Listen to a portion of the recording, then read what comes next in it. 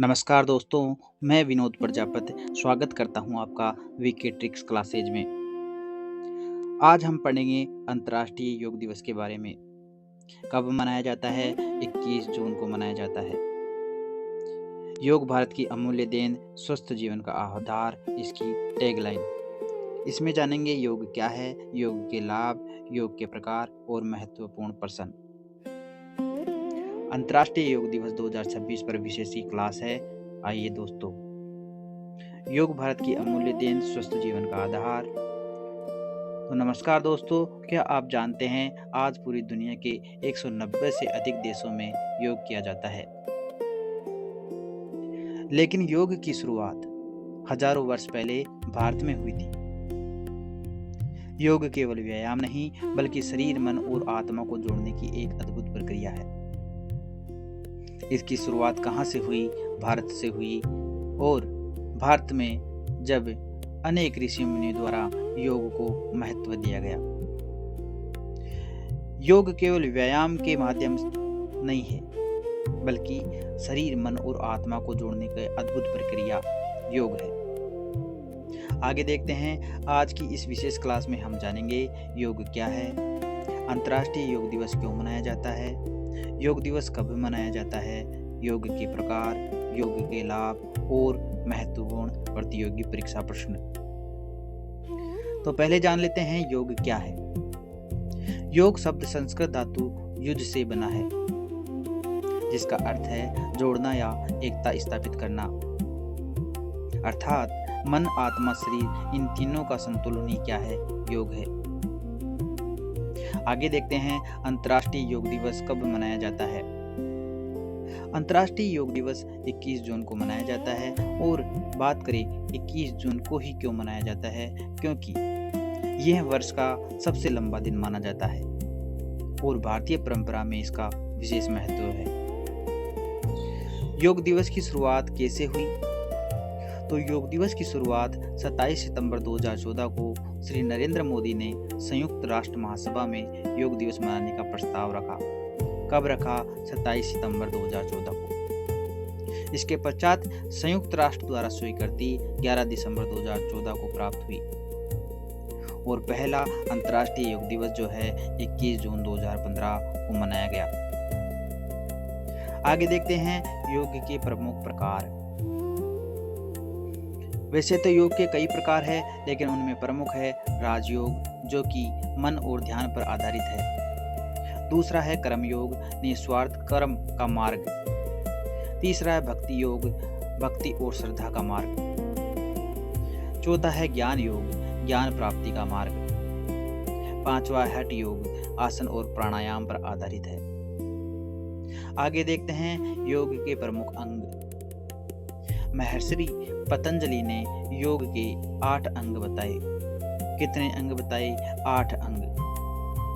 अष्टांग योग। पहला है यम, दूसरा नियम, तीसरा आसन, चौथा प्राणायाम, पांचवा प्रत्याहार, छठा धारणा, सातवां ध्यान और 8वां समाधि। आगे देखते हैं योग के लाभ। शारीरिक लाभ कौन कौन से हैं? शरीर को स्वस्थ रखता है, रोग प्रतिरोधक क्षमता बढ़ती है, जो शरीर में इम्यूनिटी पावर है वो योग के माध्यम से बढ़ती है। आजकल देखा जाता है मोटापा लोगों में ज्यादा हो रहा है, तो मोटापा भी कम होता है और शरीर को लचीला व स्वस्थ बनाता है। ये जो है शारीरिक लाभ है। इसके बाद में देखते हैं मानसिक लाभ।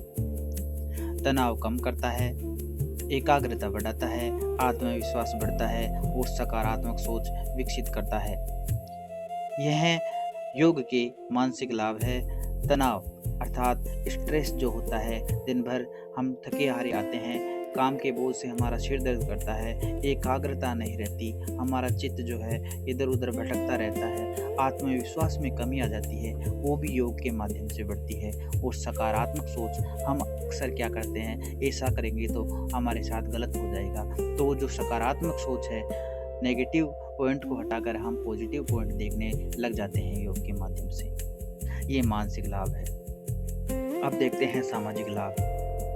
अनुशासन बढ़ता है, सहनशीलता विकसित होती है, जीवन में संतुलन आता है। अर्थात सामाजिक लाभ ये है कि अगर आप नित्य योग करोगे तो सुबह समय से उठोगे तो अनुशासन भी बढ़ेगा, सहनशीलता विकसित होती है। अर्थात आप नित्य योग करोगे तो आप में जो सहनशीलता है, जो धैर्य की भावना है, वो आत्मसमर्पण की भावना है, वो सहनशीलता विकसित होती है और जीवन में संतुलन आता है।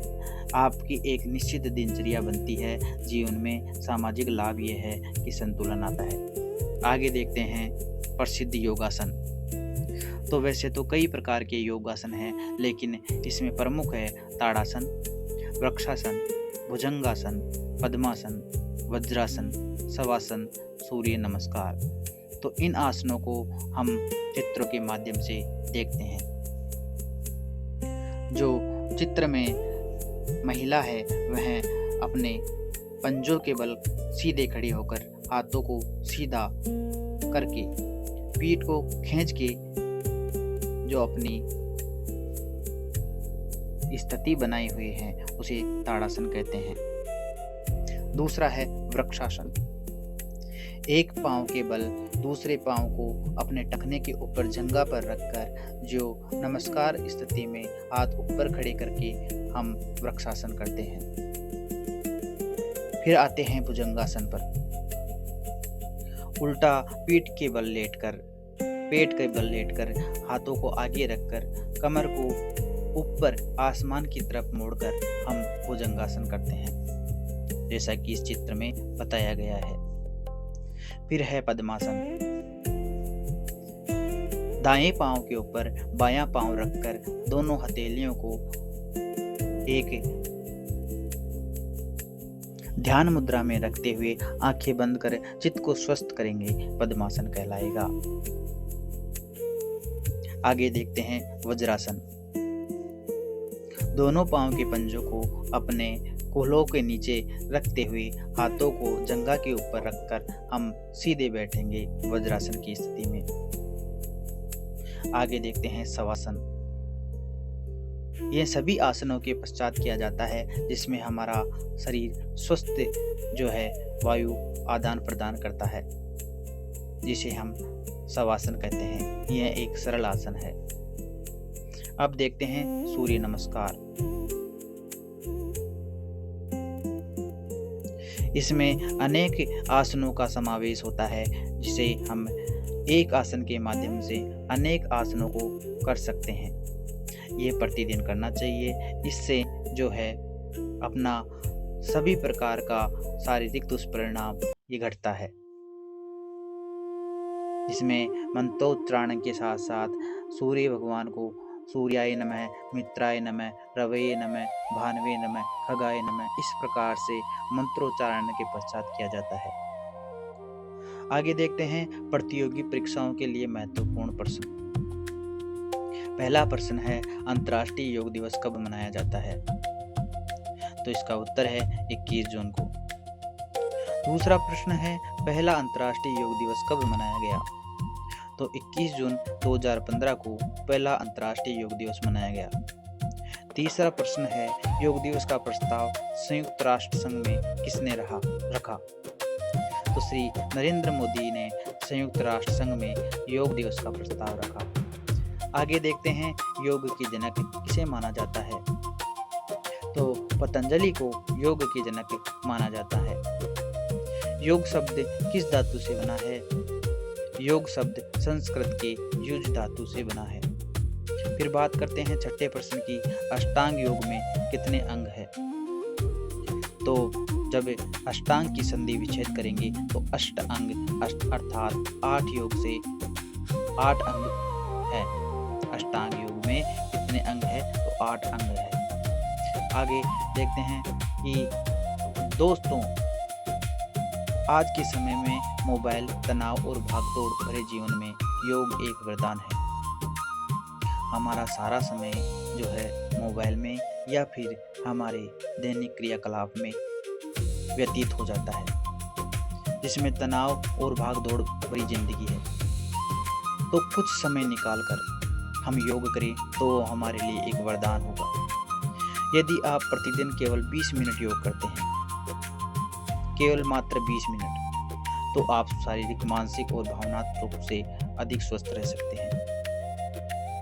जिस देश ने दुनिया को योग दिया, उस देश का युवा यदि योग नहीं करेगा तो ये हमारी सबसे बड़ी भूल होगी। तो आज से एक संकल्प ले, रोज योग करेंगे, स्वच्छ भारत बनाएंगे।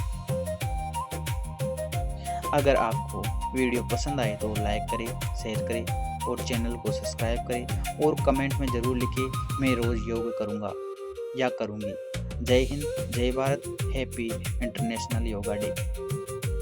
धन्यवाद।